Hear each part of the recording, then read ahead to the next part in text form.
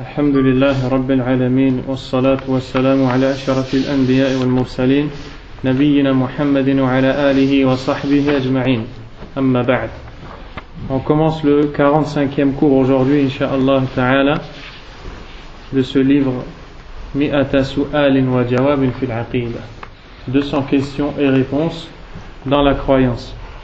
La semaine dernière, on a parlé de ce qu'on appelle At-Tanjim en arabe, qui est l'astrologie en français, et on a aussi parlé de l'istisqa ou bil anwa, le fait de demander la pluie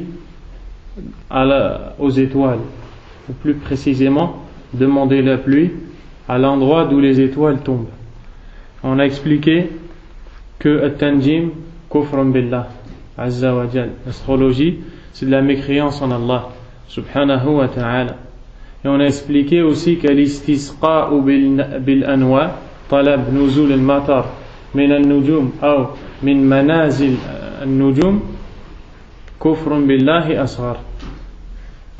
Donc on a dit que Allah subhanahu wa ta'ala khalaqa al-nujum li thalathati ashya. Il a créé les étoiles pour trois choses. Et ça on le retrouve dans le Coran.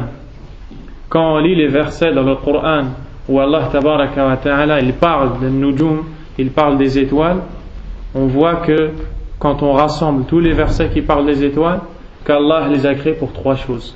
Qu'est-ce qui s'en rappelle la semaine dernière? Ami Karim.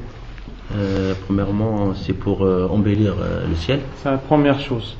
Khalaqa an-nujum zinatan lis-sama, pour décorer le ciel.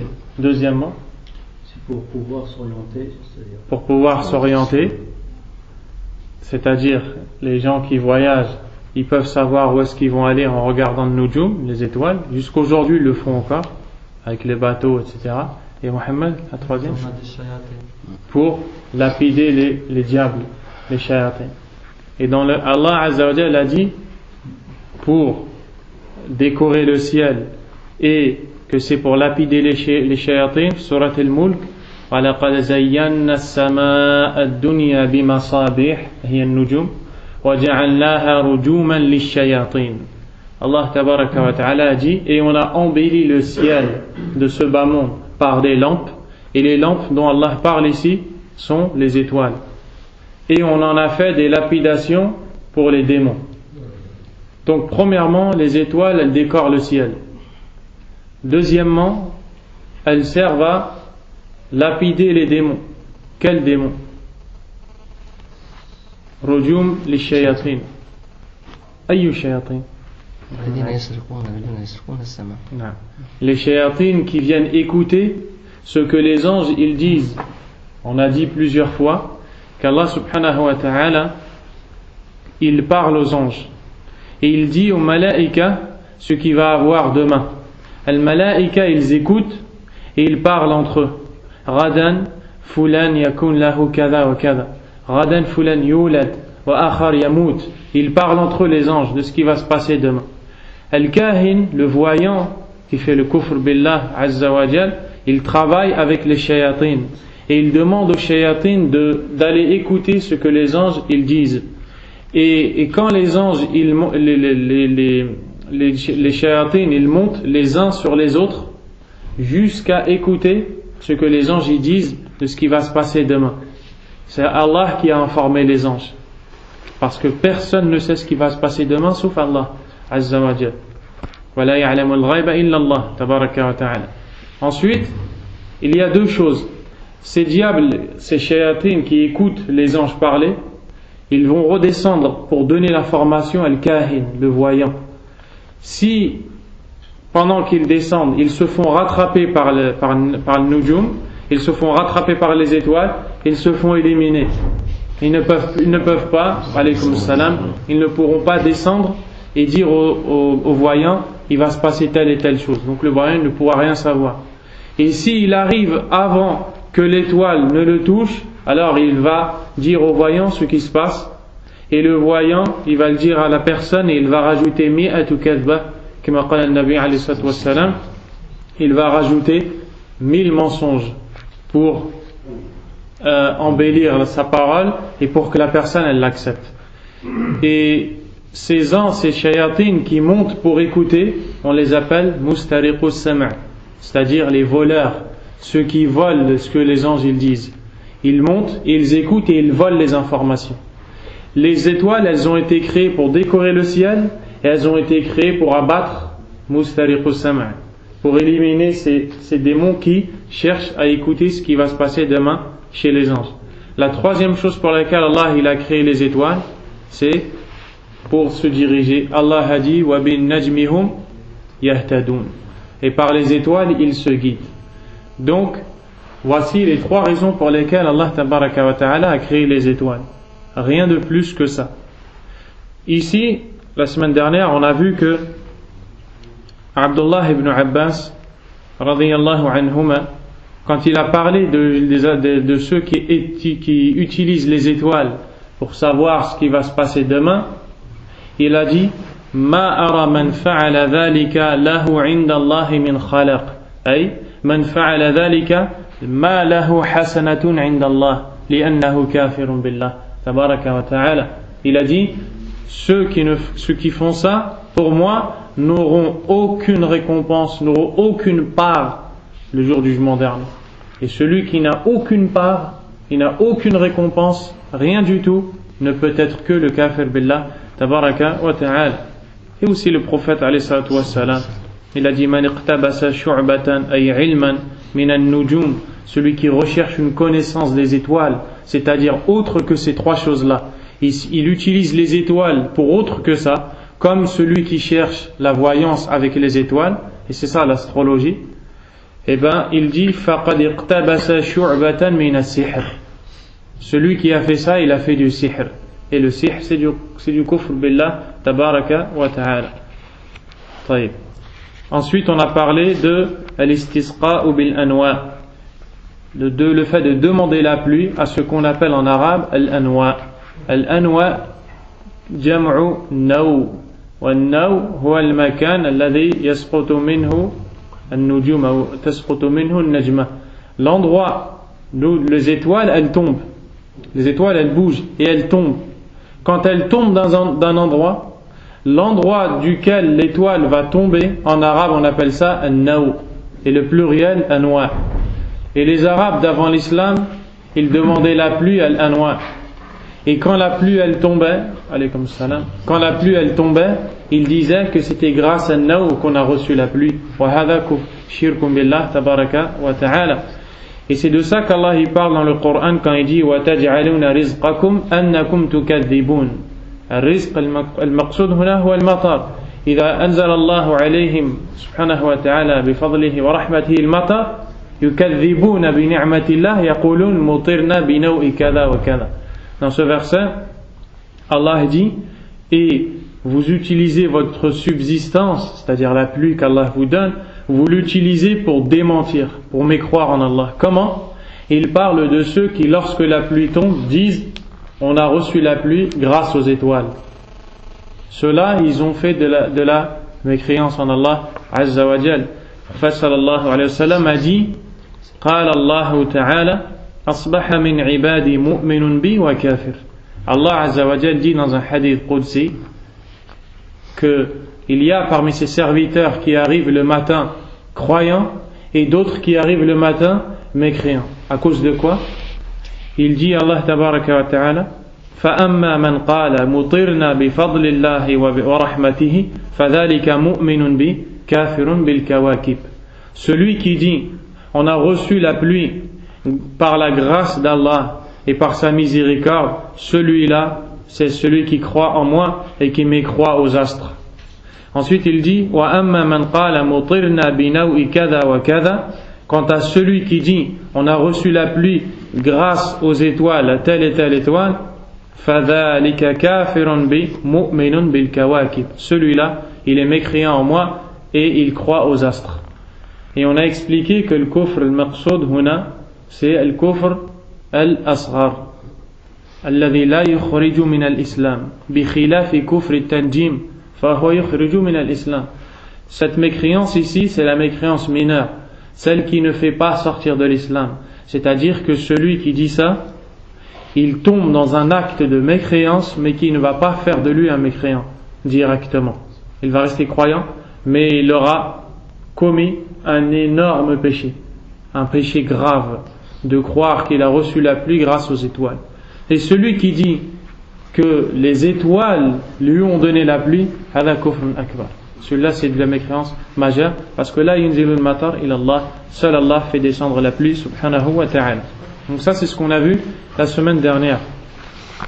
Aujourd'hui, on va parler d'une chose, ou de plusieurs choses. Et la première chose dont on va parler, ce qu'on appelle en arabe at-tiyara. At-tiyara. Et on va d'abord lire la question et ensuite on va expliquer qu'est-ce que c'est. قال الشيخ حافظ الحكمي رحمه الله في كتابه 200 سؤال وجواب في العقيدة في السؤال الخامس والثمانين بعد 100 ما حكم الطيرة وما يذهبها.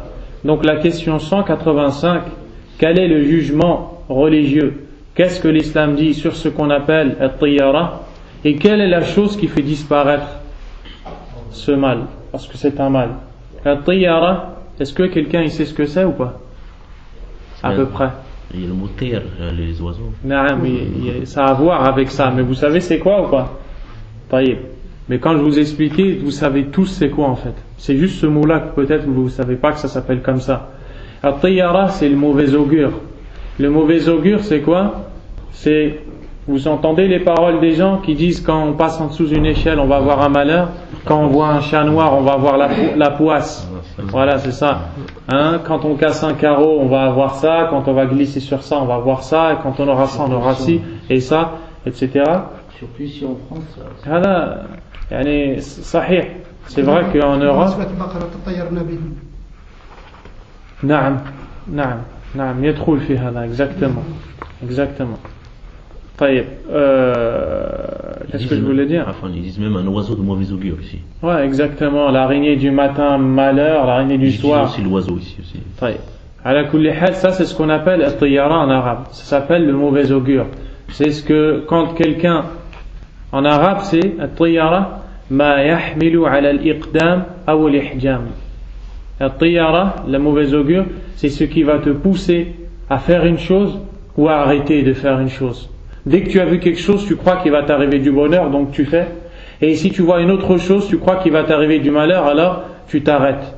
At-tiyara, on va voir ici que c'est du shirk billah, subhanahu wa ta'ala, wal-'iyadu billah. C'est de l'association à Allah, azza wa jal.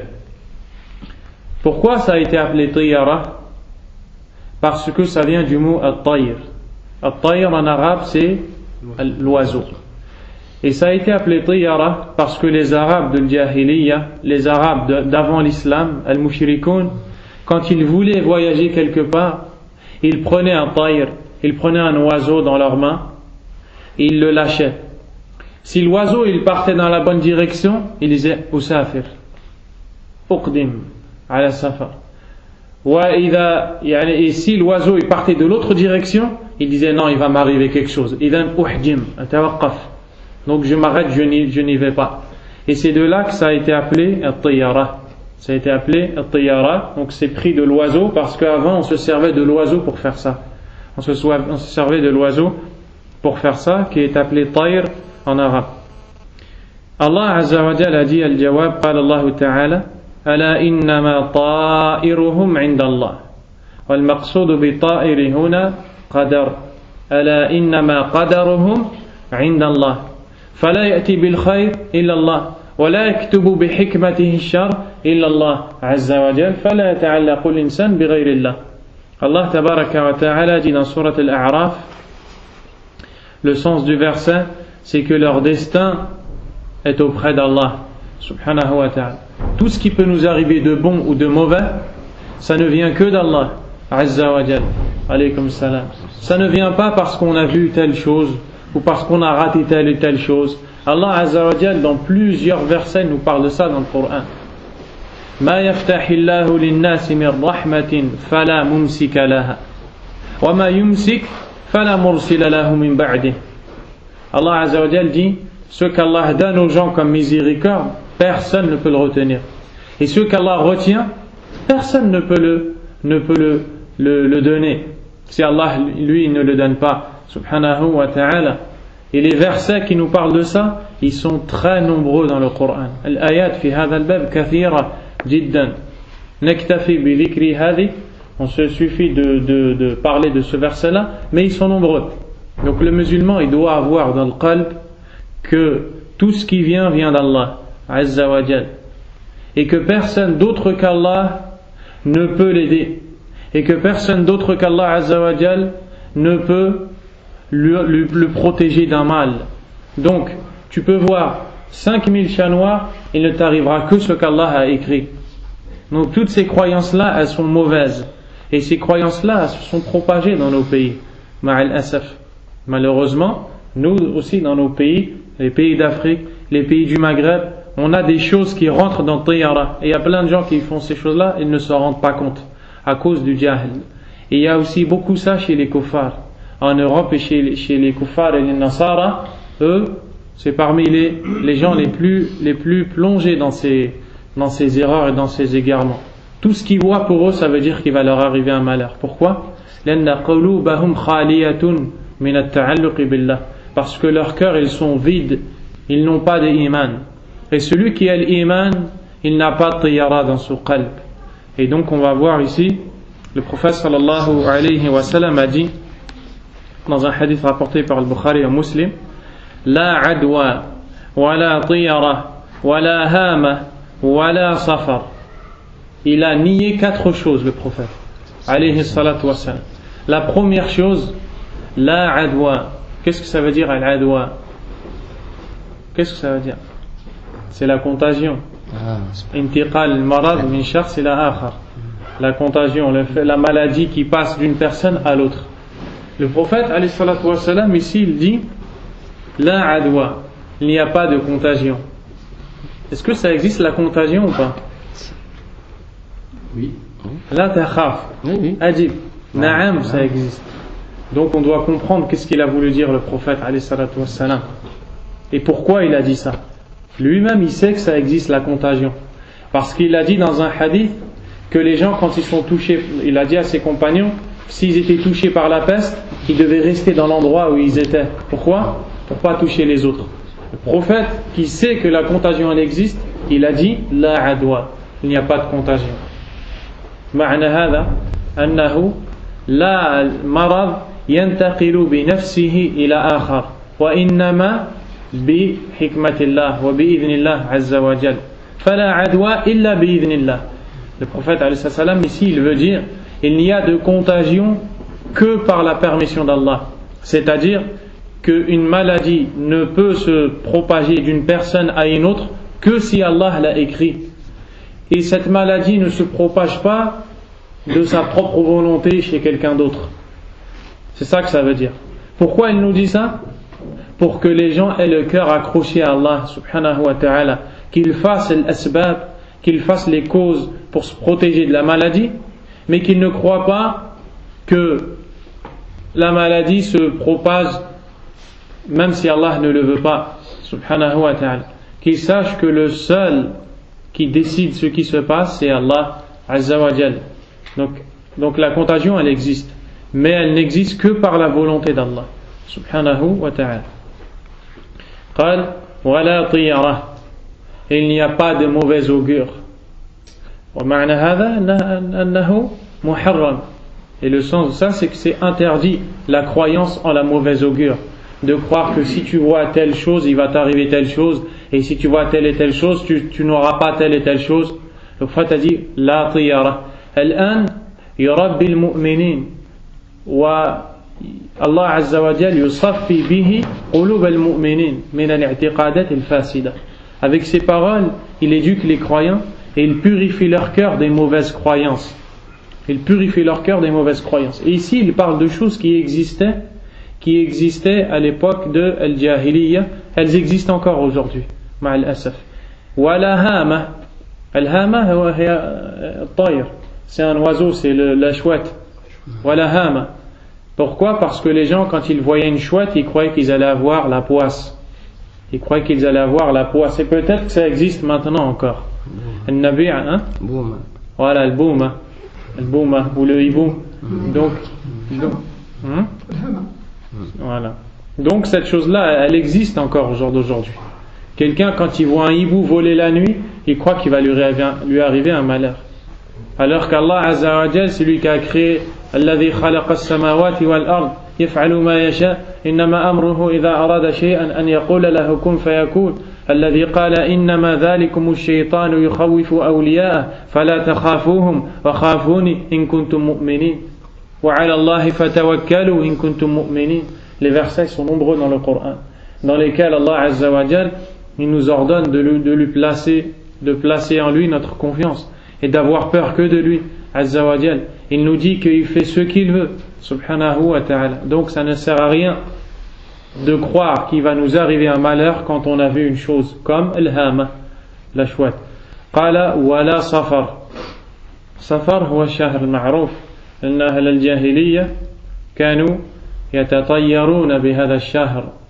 Les gens de l'époque d'avant l'islam, quand le mois de Safar arrivait, ils croyaient que des malheurs allaient les toucher. Et le prophète alayhi salam, il leur a dit la Safar, il n'y a pas de Safar. Vous n'avez pas à avoir cette fausse croyance. Quand le mois de Safar arrive, c'est un mois comme un autre. فالشاهد من الحديث ولا طيرة. Ce qu'on retient du hadith, c'est ولا طيرة. وقال صلى الله عليه وسلم الطيرة شرك الطيرة شرك الطيرة شرك. Le prophète alayhi salam a dit la mauvaise augure, c'est de l'association. La mauvaise augure, c'est de l'association. La mauvaise augure, c'est de l'association. Donc هذا ما هناك أوضح من هذا. Il n'y a pas plus clair que ça. فما حكم الطيرة؟ الجواب شرك بالله عز وجل. قال عبد الله بن مسعود رضي الله عنه وما منا إلا ولكن الله يذهبه بالتوكل. Abdullah ibn Mas'ud, il dit qu'on peut tous être touchés par le tiyara et que la chose qui repousse le tiyara, c'est le tawakkul ala Allah subhanahu wa ta'ala. إذن عندنا الجواب على السؤال ما حكم الطيرة شرك وما يذهبها التوكل. On a la réponse à la question quel est le jugement du mauvais augure? C'est de l'association. Quelle est la chose qui fait partir du cœur cette croyance? C'est de faire confiance en Allah subhanahu wa ta'ala. وَمَنْ يَتَوَكَّلْ عَلَى اللَّهِ فَهُوَ حَسْبُهُ.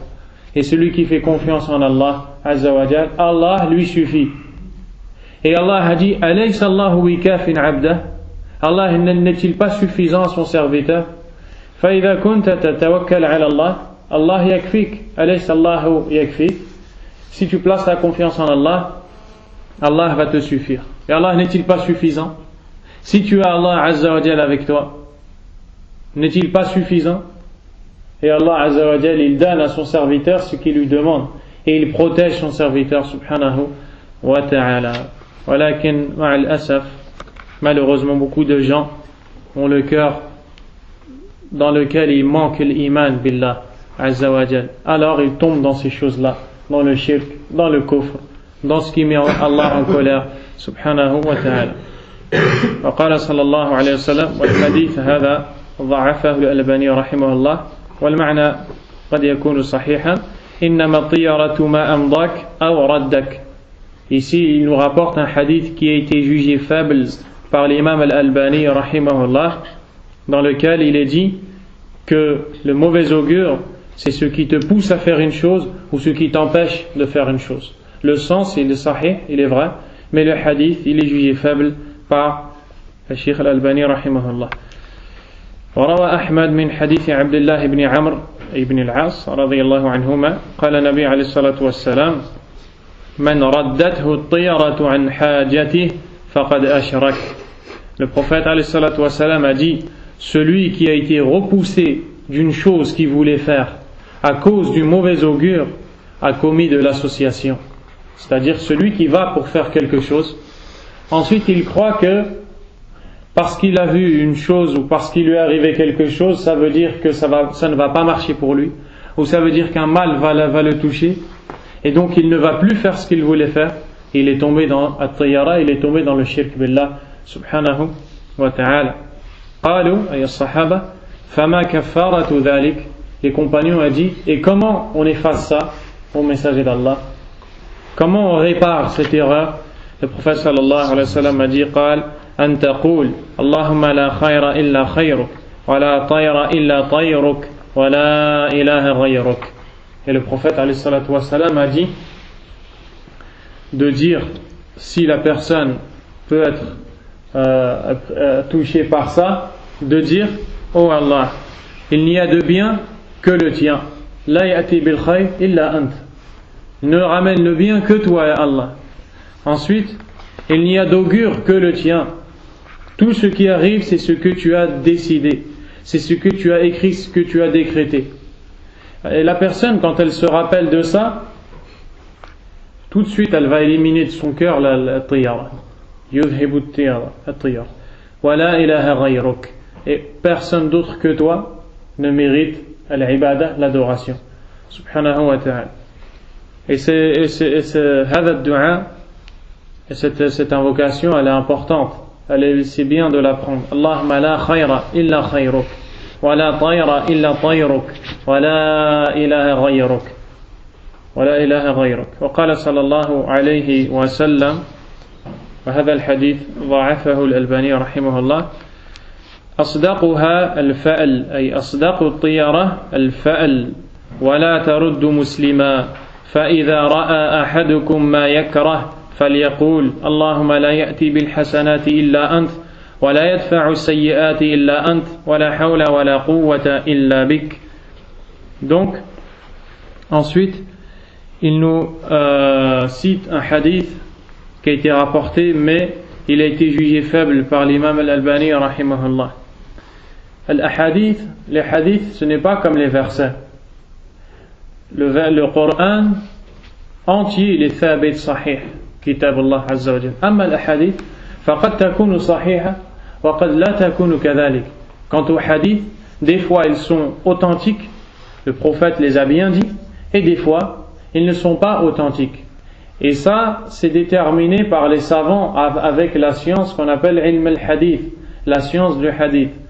C'est une science qui sert cette science, elle sert à connaître les hadiths que le prophète a bien dit et ceux qui n'ont pas été dits par le prophète alayhi salatu wassalam. Et donc c'est pour ça que des fois vous nous entendez dire ce hadith il est sahih et celui-là il ne l'est pas, il a été jugé faible par les savants. Et aussi vous nous entendez dire ce hadith il a été jugé faible par l'imam al-Albani rahimallah. L'imam al-Albani, cet imam, c'est le plus grand savant fi ilm al-hadith fi hada al-zaman, de cette époque. C'est pour ça qu'on prend beaucoup de lui. Donc dans ce hadith il est dit que la meilleure augure, c'est ce qu'on appelle en arabe al-fa'l, al-tafa'ul. C'est ce qu'on appelle l'optimisme.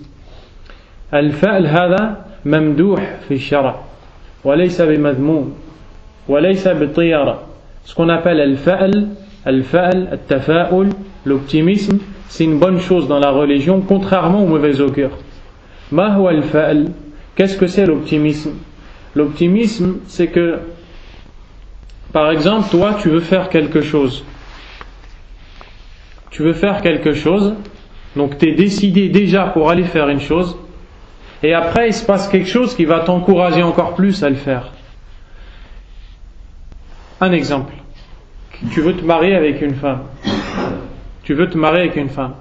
Et quand tu demandes le nom de cette femme, donc toi tu es décidé, tu vas demander la main de cette femme. Et quand tu demandes le nom de cette femme, masmuha fa'idha bismiha saliha fatatafa'al. Et tu vois que son nom c'est Saliha. C'est Saliha qui veut dire en arabe pieuse. Alors, tu as de l'optimisme. Tu te dis, Inch'Allah, satakunu saliha. يشجعك هذا على الإقدام. Et cette chose-là, elle t'encourage à faire cette chose que tu devais déjà faire. Donc ce n'est pas pour ça que tu vas faire. Tu allais déjà le faire. Et ça t'a encouragé. Un autre exemple. Tu vas voyager, donc tu vas prendre l'avion. فإذا ركبت الطائرة إذا باسم من يستقبلك سعيد فتتفاءل سوف يكون هذا السفر سعيدا بإذن الله عز وجل. Tu viens pour monter dans l'avion, tu pars en voyage, tu vas faire un long voyage. Et voici que celui qui t'accueille dans l'avion, il s'appelle Saïd, qui veut dire heureux. Tu te dis, Inch'Allah, je vais faire un voyage heureux. Tu espères d'Allah Azza wa Jal. Donc toi, tu allais déjà faire le voyage. Et cette chose-là, elle t'a encouragé. Ce qu'on appelle en arabe al-fa'l. Le Nabi alayhi salam qala yu'jibuni al-fa'l. Le prophète alayhi salam, il dit, l'optimisme me plaît. J'aime l'optimisme. C'est une forme d'espérance. Naam. Exactement. C'est le hasard. Naam. T'espères en Allah Azza wa Jal. Attends, Ahmed. En fait, c'est du hasard. Hein? C'est du hasard. Là, le hasard, il n'existe pas. C'est une forme de cause, quoi. C'est une cause. Le hasard, il n'existe pas. Kullu shay muqaddar, ya Muhammad. T'es là dans les durus sur le qadar. Naam. Enfin, je l'avais compris comme ça. Mais... Là, t'as bien écouté le qadar. Il n'y a rien qui arrive par hasard. Ouais, exactement. Subhanallah. مثل إن شاء الله خير. Ouais, exactement. C'est de l'optimisme. Tu vois une bonne chose, c'est dire Inch'Allah khair. Mathalan, tu vas voir quelqu'un et tu vas lui demander une information. Et cette personne, il s'appelle Sadiq. C'est pas pour moi que je dis ça. Hein? Cette personne, il s'appelle Sadiq. Si j'ai pas trouvé autre chose. Tu dis Inch'Allah anta tasduq al-qawl. Hein? Et tu dis Inch'Allah, toi tu vas me dire la vérité, parce que c'est de dire la vérité. Ce qu'on appelle le fa'al. Al-fa'al. Ouais. Attends, on va finir d'abord de lire ça. Wala taruddu muslima. Al-fa'al ne repousse pas un musulman de faire ce qu'il voulait faire. Ouais. Est-ce que c'est le contraire de taï? La tayyara, on a dit, c'est ce qui va te arrêter de faire la chose. Al-fa'al, c'est que tu vas faire une chose et elle te rajoute du courage pour la faire. واضح؟ هذا هو. En fait, en parlant de ça, j'ai rappelé qu'au bled, on utilise ce terme pour. C'est quand tu fais une transaction avec quelqu'un, tu lui payes, par exemple, tu as acheté une voiture, il te remet un peu c'est-à-dire il te rend un peu de cet argent. Et on l'appelle le paye. Ça, on le fait beaucoup au bled, on le fait par le sol. Par exemple, tu m'achètes c'est-à-dire une voiture, là, c'est ça. طيب خير إن شاء الله. الله أعلم. هذا هو حكم الطيرة. الطيرة شرك يذهبها التوكل. Si la semaine prochaine je vous dis qu'est-ce que الطيرة في l'islam, tu me dis shirk. Qu'est-ce qui fait partir الطيرة? التوكل على الله. Placer sa confiance en Allah عز وجل. السؤال السادس والثمانون بعد المئة. Question 186. ما حكم العين? Quel est le statut de ce qu'on appelle al-ayn, le mauvais œil? On entend tous parler de ça. Qu'est-ce que c'est le mauvais œil et qu'est-ce que l'islam dit du mauvais œil? Le mauvais œil, c'est haqiqa ou pas? Vous êtes tous convaincus. Il y a une khutbah sur ça, vous en rappelez ou pas? Al-ayn haqq. Comme قال النبي صلى الله عليه وسلم, le mauvais œil est une réalité, c'est une vérité. Comme le prophète صلى الله عليه وسلم a dit. Qu'est-ce que c'est le mauvais œil exactement? هو النظر إلى شيء باستحسان بدون ذكر اسم الله عز وجل يكون بحسد أو يكون بغير حسد. Le mauvais œil, c'est le fait de regarder une chose qui nous plaît, le fait de regarder une chose qui nous plaît, qu'on aime, sans prononcer le nom d'Allah Azza wa Jal. Ça peut être par jalousie et ça peut être pas forcément par jalousie. Le prophète sallallahu alayhi wa sallam, il nous a tout appris, il nous a tout enseigné, il nous a appris même ce qu'on doit dire quand on voit quelque chose qu'on aime et quand on voit quelque chose qui nous plaît. Et tout ça, c'est pour nous montrer qu'on a besoin d'Allah Azza wa Jal et que le seul qui préserve, c'est Allah Azza wa Jal. Donc il nous dit, lorsque vous voyez quelque chose que vous aimez, qulu, dans le sens du hadith, amarana bitabrik, wa tabrik an taqul barakallahu fihi, barakallahu fi hada, barakallah, tu demandes tatlub al baraka min Allah li hada shay. tu demandes à Allah de mettre al-baraka, al-khayr, le bien, dans cette chose que tu as vue. Et c'est une manière de protéger. C'est une manière de protéger. Donc tu vois un bébé qui est beau, tu dis barakallah. Al-mu'min, da'iman, idha ra'a ma yu'jibuhu, yaqulu barakallahu fi hada. À chaque fois que le croyant voit une chose qu'il aime et qui lui plaît, il se doit de dire directement Allahumma barik, oh Allah, mets-y la bénédiction, mets la baraka. Et ça, avec ça, ça va le protéger. Al-jawab, qala Nabi sallallahu alayhi wa sallam, le prophète a dit Al-aynu haqq, le mauvais œil est une réalité. Donc, personne ne peut le nier, le mauvais œil, il existe. ورأى صلى الله عليه وسلم جارية في وجهها سفعة فقال استرقوا لها أي اطلبوا لها الرقية فإن بها النظرة أصيبت بالنظر أصيبت بالعين. Le prophète صلى الله عليه وسلم il a vu sur une jeune fille, il a vu sur une jeune fille que la couleur de sa peau elle avait changé, le teint altéré, la couleur de sa peau elle a changé. Qu'est-ce qu'il a dit? Il a dit de lui faire la ruqya. Et ici qu'est-ce qu'on apprend maintenant là? On apprend que min ilaj al-ayn ar-ruqyatu shar'iyya. On apprend que parmi les choses avec lesquelles Allah il nous guérit de l'ayn, le fait de faire al-ruqya. Et on vient juste de parler de ruqya la semaine dernière. Donc le prophète alayhi salatu wassalam, il a vu de cette fille que sa couleur elle a changé. Il a dit aux compagnons de lui faire ruqya parce qu'elle a été touchée par l'œil. Et on apprend quelque chose dans ce hadith.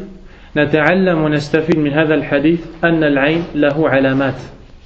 On apprend que le mauvais œil a des signes. Parce qu'ici le prophète alayhi salatu wassalam, il a vu la couleur de la peau de cette fille changer. Il a su que c'était un signe du mauvais œil. Et il a dit aux compagnons de lui faire la ruqya. فقالت عائشة رضي الله عنها أمرني النبي صلى الله عليه وسلم أو أمر النبي صلى الله عليه وسلم أن يسترقى من العين.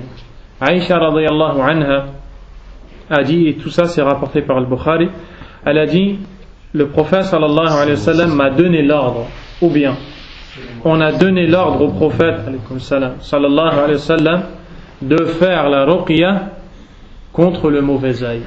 Donc un des remèdes les plus efficaces contre le mauvais œil après que la personne soit touchée, c'est la ruqya. Et les moyens de se protéger de l'ayn, ils sont de deux sortes. qabli wa ba'di. Al-ilaj yakunu amma yakunu wiqaya ou ba'da al-isaba al-ilaj. Il y a deux moyens d'enlever ça. Premièrement, c'est la prévention, le fait de se protéger avant d'être touché. Comment? Bil adhkar, avec les invocations du matin, du soir, d'avant de dormir, après les salawat, tout ce que vous voyez dans les petits livres de dua comme Hisnul Muslim, Al-Adhkar al-Sahiha, les invocations qui ont été rapportées du prophète alayhi salatu wassalam, toutes ces choses-là, salawat fil waqt, qira'atul Qur'an, ad-dua, la lecture du Coran, la prière à l'heure, toutes ces choses-là sont des moyens pour être protégé du mauvais œil. Et aussi de dire tout le temps Allahumma barik fi, Allahumma barik fi quand tu vois quelque chose.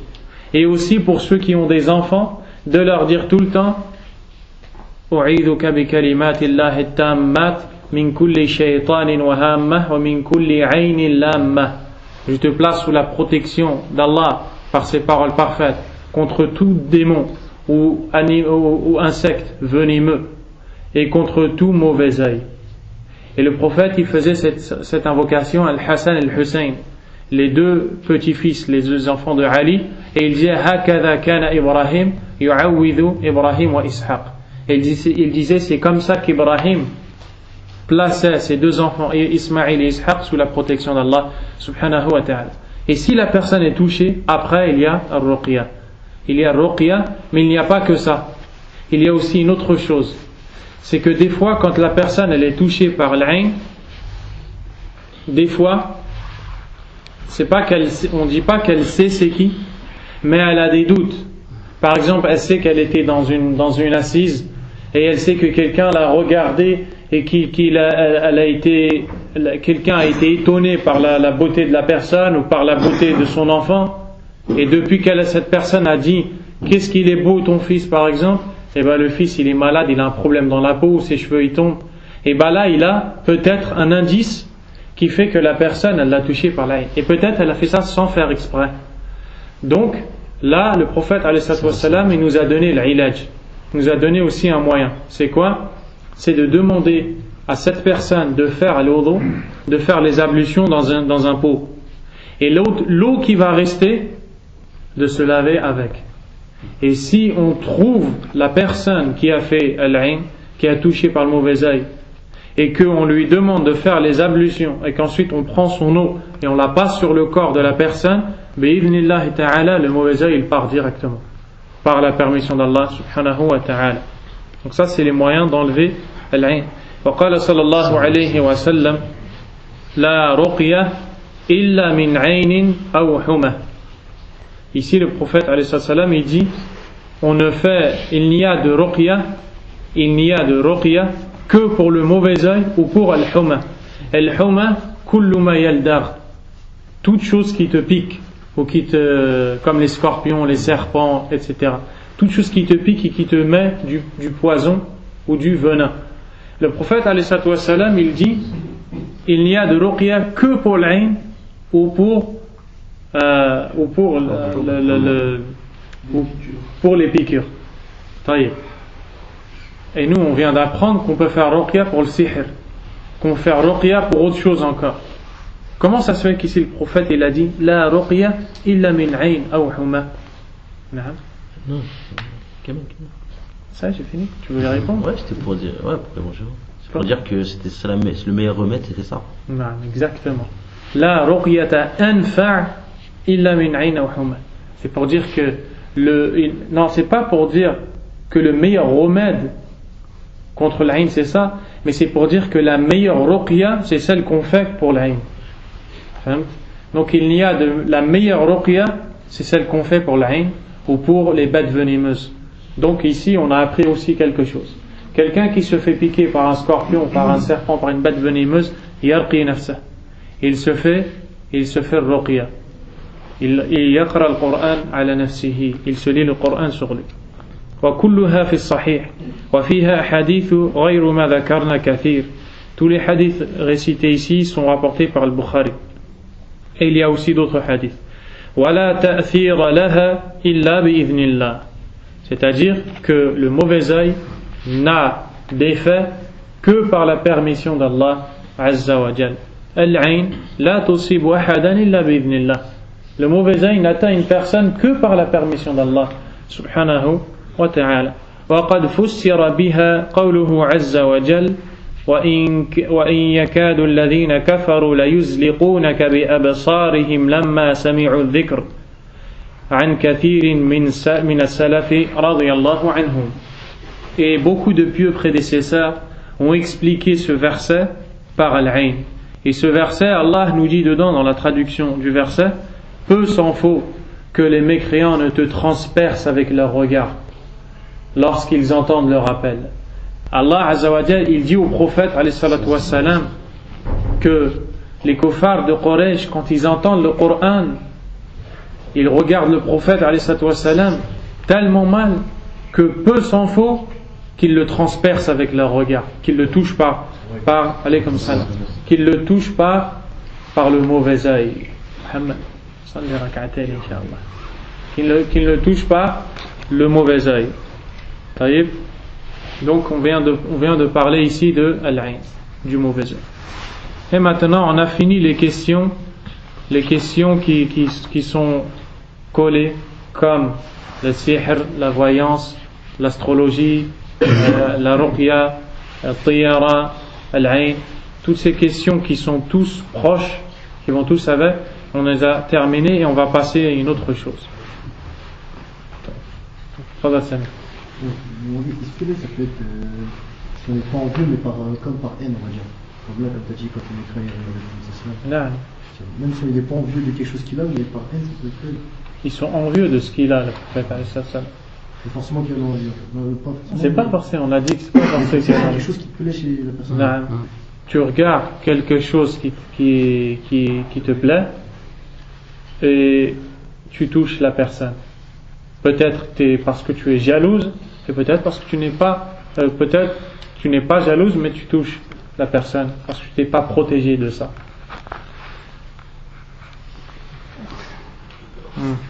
Rapidement, s'il vous plaît. Fadal Abdelaziz.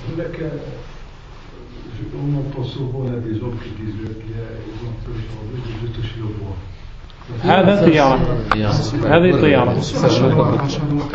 هذه طيارة. Ceux qui disent je touche le bois pour pas qu'il m'arrive, ou ceux qui disent je croise le doigt, هذه طيارة. Ça c'est le mauvais augure. Il faut dire تبارك الله مش ولا الله يبارك مش ما شاء الله. C'est pas ما شاء الله. على كل حال هذا هو اللي حبيت نعرف. على كل حال النبي عليه الصلاة والسلام dans le hadith النبي عليه الصلاة والسلام أمرنا بالتبريك. Il nous a demandé, lorsqu'on voit une chose qu'on aime ou qui nous plaît, de faire al-tabrik. Al-tabrik huwa talabul baraka min Allah. C'est le fait de demander à Allah la baraka en disant Allahumma barik fi ou barakallahu fi. Ma huwa tabarakallah. Allahumma barik ou barakallahu fi. Et après, Cheikh al-Islam ibn Taymiyyah rahimahullah, quand il a expliqué un verset de Surat al-Kahf, est-ce qu'il peut me le rappeler, le verset?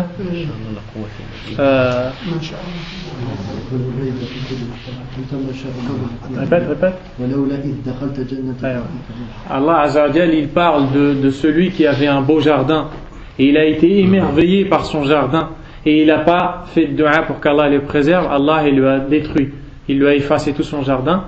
Après, celui qui était avec lui, il lui a dit si seulement quand tu es entré dans ton jardin, tu avais dit Masha'Allah la quwwata illa billah. Voici ce qu'Allah a voulu, il n'y a de force et de puissance qu'en Allah. Cheikh al-Islam ibn Taymiyyah rahimahullah يأخذ هذه الآية ويقول فيجوز أن تقول ما شاء الله لا قوة إلا بالله. Cheikh al-Islam ibn Taymiyyah dit qu'on peut dire ça aussi. فنجمع بين التبريك وهذا. التطير شرك أصغر. Le mauvais augure, c'est de la mécréance, de l'association mineure. Pourquoi? Parce que il croit que c'est à cause de ça qu'il va lui arriver. Et tant qu'il croit que c'est une cause, eh ben il a fait du shirk asghar. S'il croit que c'est cette chose-là qui va lui toucher d'un malheur, al-an waqa'a fil akbar. Compris? طيب. On va passer à la question suivante, Inch'Allah. السؤال السابع والثمانون بعد المئة, la question 187. قال إلى كم قسم تنقسم المعاصي. Maintenant, on va parler des péchés. On va parler des péchés. Et la question ici, c'est en combien de catégories se divisent les péchés. Et nous, maintenant, on est en train de lire un livre de Aqida. Et ici, il nous parle des péchés. C'est quoi le lien qu'il y a? C'est que les péchés, celui qui fait des péchés, il risque al-adhab. Wal-adhab huwa ma yahsulu fil akhirah. Fa huwa muta'alliq bi umur al-ghayb. Wa dakhil fi masail al-aqida. Ça rentre dans les questions de l'aqida parce qu'on va voir que la différence entre les péchés et que la personne qui tombe dans tel ou tel péché, il peut lui arriver telle ou telle chose après le maut, alaykum salam. Et donc ces choses-là, c'est ce qu'on appelle, ça rentre dans la croyance. Ça rentre dans la croyance. Al-Jawab, qu'est-ce qui a la réponse d'abord?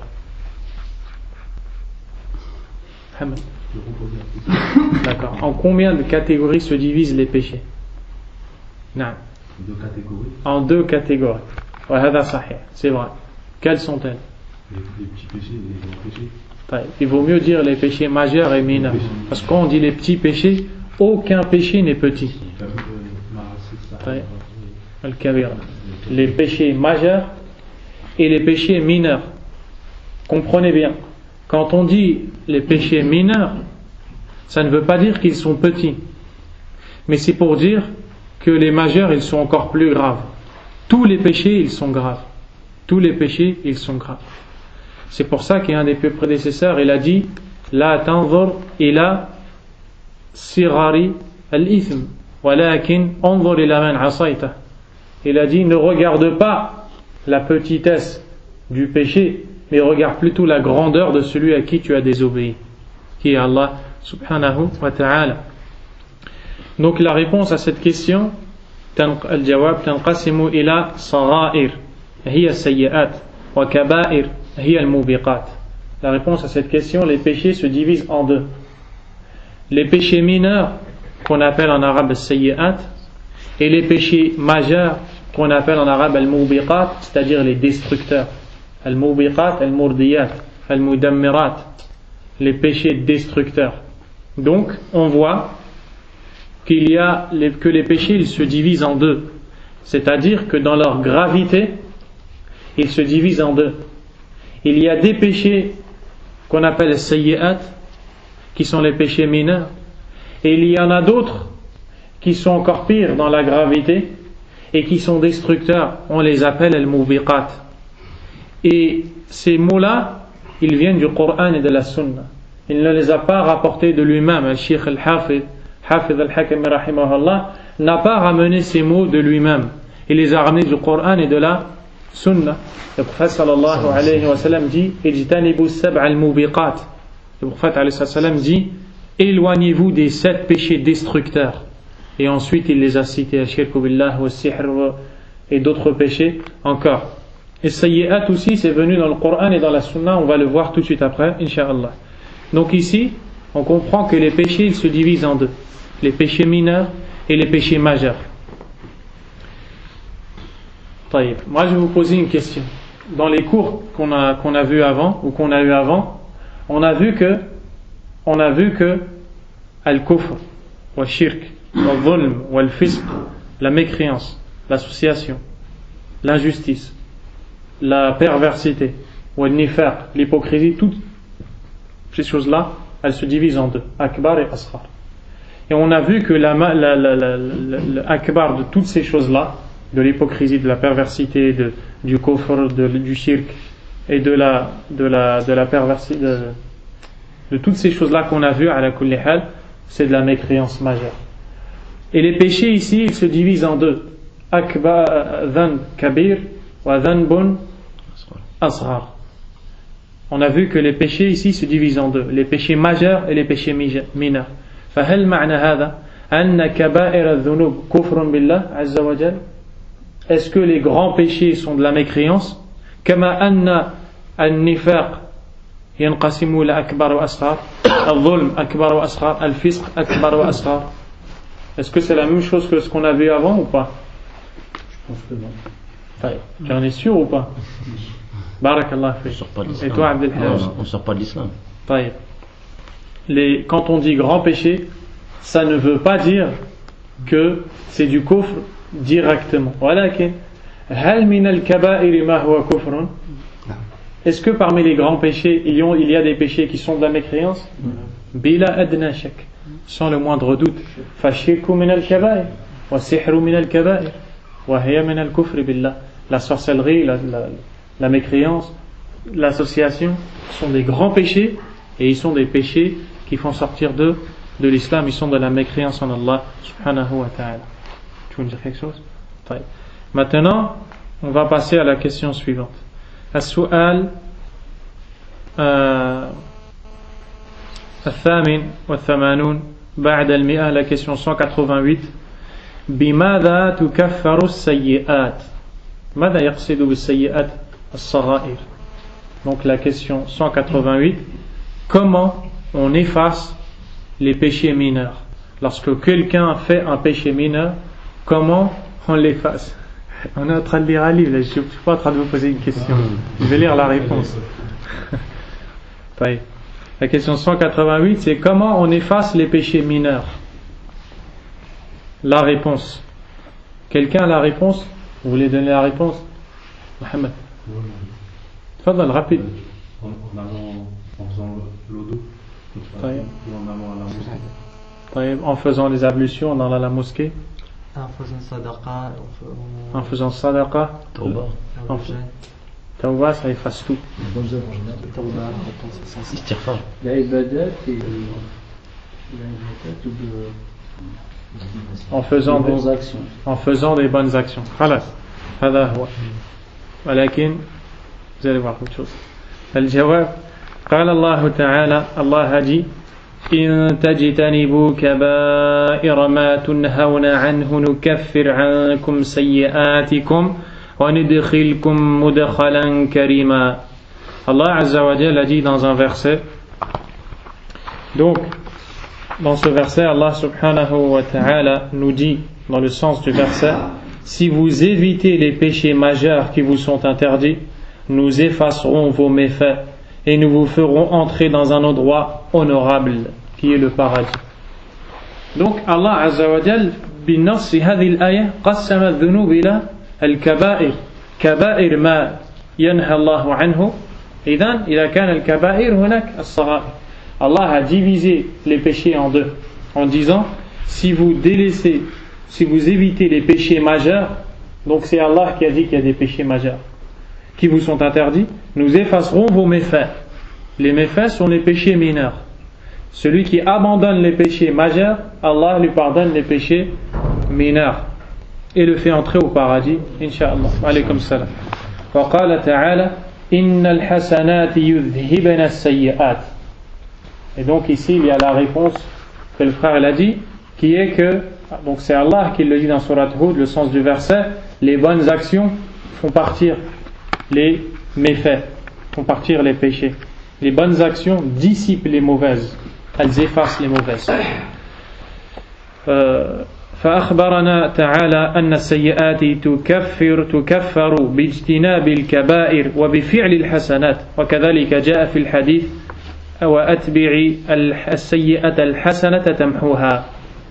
Il dit qu'Allah nous a informé que les péchés mineurs, Allah nous les efface quand on délaisse les péchés majeurs et qu'on fait des bonnes actions. Et comme le prophète a dit dans le hadith de Abu Dharr qui est rapporté par Tirmidhi, le prophète lui dit ittaqillaha haythuma kunt, crains Allah où que tu sois et à n'importe quel moment. Wa atbi'i as-sayyi'ata al-hasanata tamhuha, et fais suivre le péché d'une bonne action, elle va l'effacer. Wa khaliqin nas bi khuluqin hasan, et comporte-toi bien avec les gens. Dans ce hadith, le prophète nous dit que quand on fait un péché, on doit le suivre d'une bonne action qui va l'effacer. وكذلك جاء في الأحاديث الصحيحة أن إسباغ الوضوء على المكاره ونقل الخطى إلى المساجد والصلوات الخمس والجمعة إلى الجمعة ورمضان إلى رمضان وقيامه وقيام ليلة القدر وصوم عاشوراء وغيرها من الطاعات أنها كفارة للسيئات والخطايا وأكثر تلك الأحاديث فيها تقييد ذلك باجتناب الكبائر وعليه يحمل المطلق منها فيكون اجتناب الكبائر شرطا في تكفير الصغائر بالحسنات وبدونها. Ensuite il nous dit que beaucoup de hadiths nous ont été rapportés dans lesquels le prophète sallallahu alayhi wa sallam nous donne des informations concernant des bonnes actions qui dissipent des mauvaises, qui effacent les mauvaises. Il nous dit par exemple que le fait de faire l'odo, les ablutions correctement, malgré la difficulté, comme par exemple quelqu'un qui fait les ablutions dans le froid, malgré la difficulté, il fait l'eau correctement, il ne gaspille pas l'eau, etc.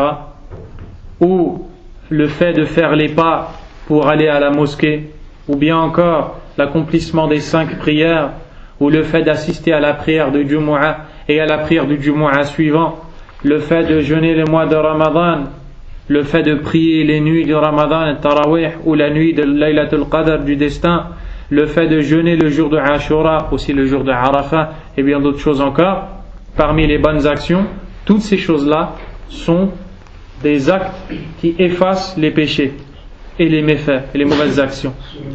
Alaykum salam. Ensuite, il nous donne une information importante. Il nous dit, et que dans ces hadiths-là, souvent il y a une condition qui est citée. Cette condition, c'est qu'on délaisse les grands péchés. Ramadan ila Ramadan, wal umra ila al umra, kafaratun lima baynahun, idha ijtunibat al kaba'ir. Wa hadha shart. Donc c'est une condition que le prophète a citée, qui est à condition que les grands péchés soient délaissés. Et c'est pour ça que certains savants ont dit al-a'mal as-salihah tukaffiru صغائر الذنوب بشرط أن يترك الإنسان الكبائر. Ils ont dit que les bonnes actions effacent les petits péchés, les péchés mineurs, à condition que la personne délaisse les péchés majeurs. C'est pour ça qu'Allah a dit إن تجتنبوا كبائر ما تنهون عنه نكفر عنكم سيئاتكم إذا تركتم الكبائر يغفر لكم الله الصغائر. Donc Allah il dit dans le verset, si vous abandonnez les péchés majeurs, si vous évitez les péchés majeurs qui vous sont interdits, Allah vous effacera vos méfaits. Et ça c'est un des deux avis, parce que fil mas'alati qawlan, il y a deux avis dans cette question. Le premier avis, c'est concernant al-a'mal as-salihah.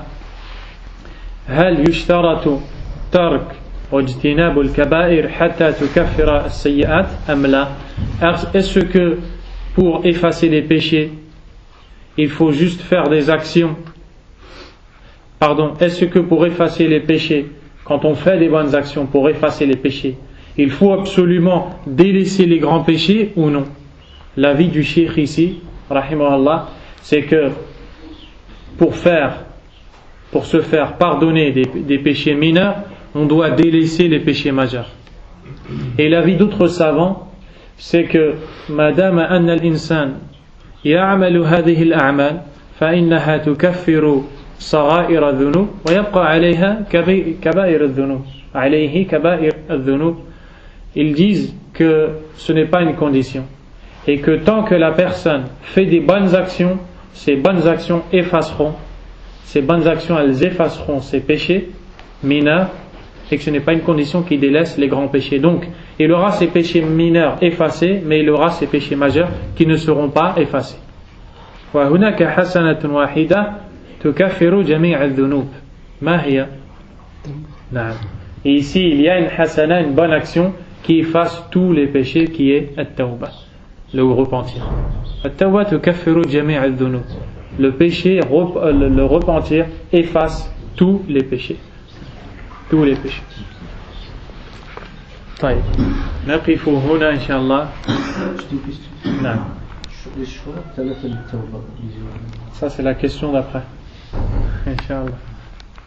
Vous avez une question sur ça ou pas? J'ai une question sur en fait, comment on peut savoir si on est touché par la mauvaise œil? Comment on peut savoir si on est touché par le mauvais œil? Il y a plusieurs signes. Et il n'y a pas de limite dans les signes, parce que le mauvais œil il fait plusieurs choses. Mais il y a des signes qui montrent que la personne elle peut être touchée par le mauvais œil.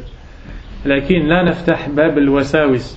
On n'est pas en train d'ouvrir la porte des wasawis. Dès que tu entends ça, tu rentres chez toi et ça y est, tu crois que tu es touché par le mauvais œil. Là, le mauvais œil il a des alamat, il a des signes. Parmi les signes, c'est que la personne, par exemple, comme cette fille que le prophète a vue, la couleur de sa peau elle a changé d'un coup. Donc avec ce hadith là, on sait que c'est un signe de mauvais œil. La personne, sa couleur de sa peau elle change d'un coup. Aussi parmi les signes, des fois une maladie qui arrive du jour au lendemain, sans cause. Ça ne veut pas dire tout le temps que c'est sûr que c'est du mauvais œil. Lakin min alamat qad takun wa qad la takun. C'est des signes. Ça peut être le mauvais œil, ça peut être autre chose. Mais des fois, ce sont des signes qui montrent le mauvais œil. Aussi, que la personne elle est touchée dans sa peau, dans sa santé. Elle est touchée aussi dans sa manière de pratiquer la religion. Au début, elle était sérieuse, elle était assidue, elle était correcte, elle était tout le temps là.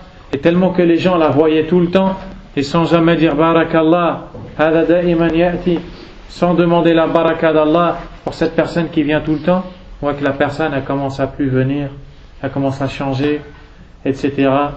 Aussi des fois ça peut être à cause ça peut être des douleurs à certains endroits, comme des douleurs à la nuque, des maux de tête tout le temps, ou bien la fièvre tout le temps comme ça pour rien, qui vient, qui repart, qui vient, qui repart. La personne elle va voir les médecins, elle fait des recherches, et les médecins lui disent qu'on n'a rien. Et ça c'est arrivé beaucoup de fois. Des gens qui avaient des signes comme ça, ils ont tout fait, sauf l'istishfa bil Qur'an. هذا يدل على جهلنا ونقصنا في الإيمان. Ce qui montre notre ignorance et notre baisse de foi, parce que quand on est touché par une maladie, la première chose qu'on va faire, c'est qu'on cherche les médicaments, on va voir les médecins, on fait des radios. Aïna al-Qur'an. Wa qad ja'alahu Allahu shifa. Allah Azza wa Jalla a dit dans le Coran, wa anzal, le verset où Allah il dit que le Coran shifa.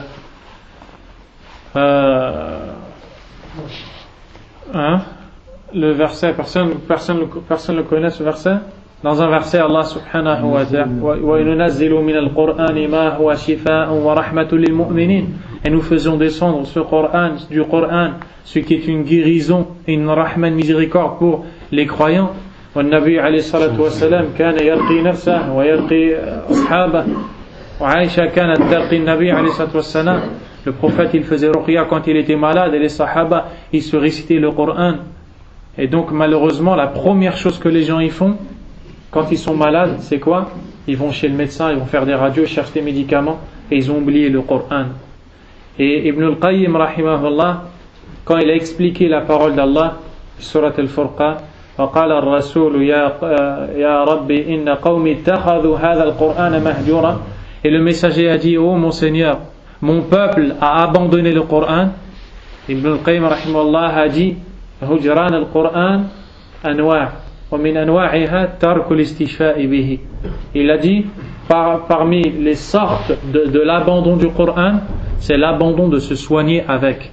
Et ce même imam Ibn al-Qayyim rahimahullah, il dit dans un de ses livres qu'il était en voyage. Alaykum salam. Il dit dans un de ses livres qu'il était en voyage et qu'il était malade. Il dit, il n'y avait pas de médecin. Personne n'était là pour le soigner. Alors qu'est-ce qu'il a fait? Il a pris de l'eau et il a récité surat al-Fatiha et il a bu cette eau. Et ça, هذا يعني جائز هذا الفعل. Tu as le droit de réciter le Coran sur de l'eau. Il a récité le Coran, il a dit j'ai récité surat, il raconte de lui-même. Il dit j'ai récité surat al-Fatiha dans l'eau et je l'ai bu. Il dit fara'aytu al-athar al-baligh. Et il dit j'ai vu un immense résultat. Allah Azza wa Jalla il lui a enlevé son marad. Ala kulli hal al-ayn il a beaucoup de signes. Et après ça va se voir avec la ruqya. Et le hijama c'est sunna ou نعم الحجامة من سنة النبي عليه الصلاة والسلام. لا الحجامة سنة. الحجامة في الطب النبوي. Hijama qui consiste à faire sortir du sang de la peau en faisant des ouvertures et en aspirant le sang dans le dos, dans la tête et dans certains endroits du corps. Ça fait partie de la médecine du prophète alayhi salatu wassalam. On peut mourir de l'œil.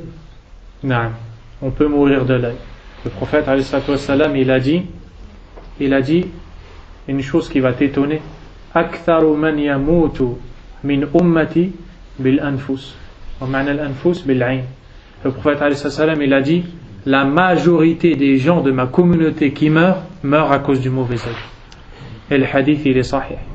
Tu veux une autre chose encore? Nabi alayhi salam il a dit al-aynu haq. Le mauvais œil est une réalité. Il a dit yudkhilu al-jamal al-qidr wal-insan al-qabr. Il dit le mauvais œil est une réalité. Il fait rentrer un chameau dans une marmite. Ça ne veut pas dire que le chameau rentre dans la marmite, alaykum salam. Mais ça veut dire que le chameau il est touché par le mauvais œil. Il devient malade. Celui qui est le propriétaire du chameau, il se dit il faut que je l'égorge avant qu'il meure, sinon je vais le perdre. Alors il l'égorge et il le fait cuire dans la marmite. À cause de quoi il est arrivé dans la marmite? À cause du mauvais œil, quelqu'un l'a regardé. فالعين تصيب الحيوانات. Le mauvais œil il touche les animaux. Et il dit il fait rentrer un chameau dans la marmite et il fait rentrer un homme dans une tombe. Et il dit aussi alayhi salam dans le sens du hadith al-ayn haq tastanzilu al-haliq. Al-haliq huwa qimmat al-jabal al-ali. Le prophète alayhi salam il dit le mauvais œil est une réalité, il fait tomber le sommet de la montagne. Fal-ayn tusibu al-jamadat. Le mauvais œil il touche aussi les choses solides, les montagnes, les arbres, etc. Il touche les voitures, il touche les bâtiments. Et si je vous raconte des histoires de mauvais œil, vous allez être étonné. Ala kulli hal, le mauvais œil c'est une chose qui existe et on vient de voir comment on s'en protège, et on va s'arrêter là inshallah. Wallahu a'lam wa sallallahu wa sallam wa baraka ala nabiyyina Muhammad wa ala alihi wa sahbihi ajma'in. Subhanakallahumma wa bihamdik ashhadu an la ilaha illa anta astaghfiruka wa atubu ilayk wa barakallahu fikum.